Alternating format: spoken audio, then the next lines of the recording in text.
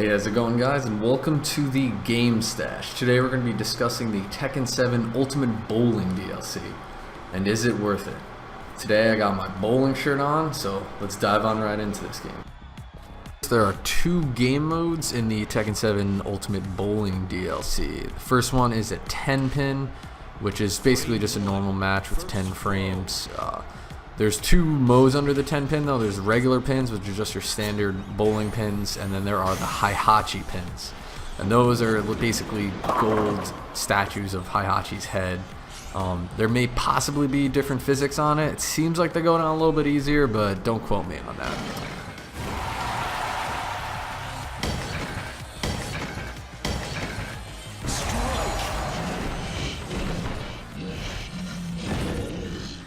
The other game mode is the striker mode, and in that you're trying to get as many strikes as possible mixed with some spares to hit. Basically, if you hit a strike, it stops the amount of balls you have left from going down, and also if you hit a spare, it stops the balls from going down. So basically you're just trying to get as many pins as possible. Alright, when it comes to gameplay, it's an arcadey style sports game, and Bandai Namco did like a solid job with it. If you've played any of the golf arcade games, you know, going back even to the Neo Geo ones, and you enjoy that style, you will like this game. Frame 2, second throw. Anyway, so you choose your start position from the lane. Once you choose that, you choose the angle of the throw, while also you have a meter deciding the accuracy. And finally, once those have been decided, you get a power meter to see how much power is going to go behind your throw. If you get a 0 on your power, it'll actually cause a foul. Overcharged. Foul. New record. So each character has different stats of power and spin. So power causes the ball to knock more pins down if you get a little bit less on the power meter, whereas spin enables more accuracy. And you know, when you actually throw the ball itself, you can actually hold the analog stick left or the right. If you've discovered that you accidentally threw it a little bit too much to the left or a little too much to the right, you can offset it with the analog stick and control the bowling ball a little bit. And another cool little neat feature is if you hit a strike, the lanes go neon, the song changes a little bit, adds a nice little touch. I've gotten 2 strikes in a row, and I've gotten turkey, which is 3 strikes in a row. Nothing really changes. I'm not sure if some kind of special bonus occurs if you get all 10 frames or all strikes. Not sure about that. Not that good at the game yet. My two main critiques for the game is that there's really only 2 game modes, as I discussed before. You have the 10-pin, and then you have the striker. And while the base game is really fun, it feels a little bit lacking. My other critique for the game is that the characters aren't very balanced.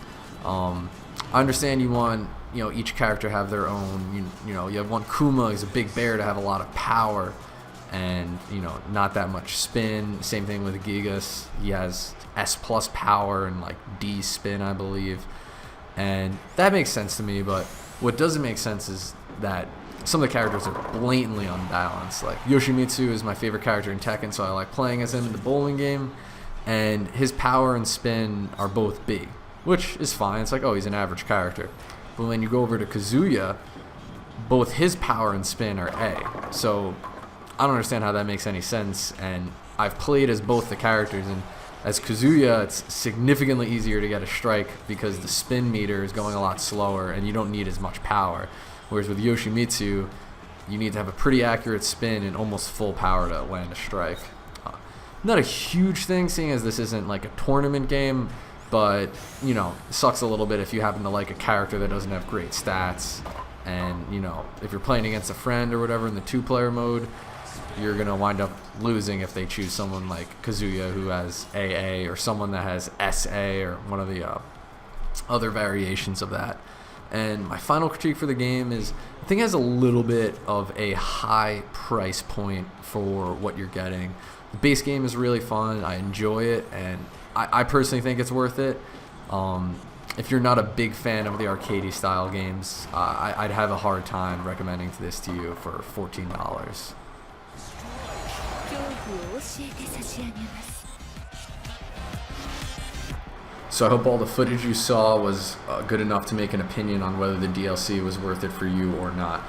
Personally, for me, I've had a blast playing it. I've played way too many hours of it over the past few days that I've had it, and I think Bandai Namco made a pretty decent bowling game, and it's pretty fun with all the Tekken characters. But would I recommend this to most people? It's a little bit more difficult to say. I mean, $14 is pretty steep for a basic DLC bowling game. So for myself and some others that like those kind of arcadey sports games, I'd say it's worth it. But for others, I don't know if that'd be the case. Anyways, appreciate you checking out the video and hope you come back for more from the Game Stash. Have a good one, guys.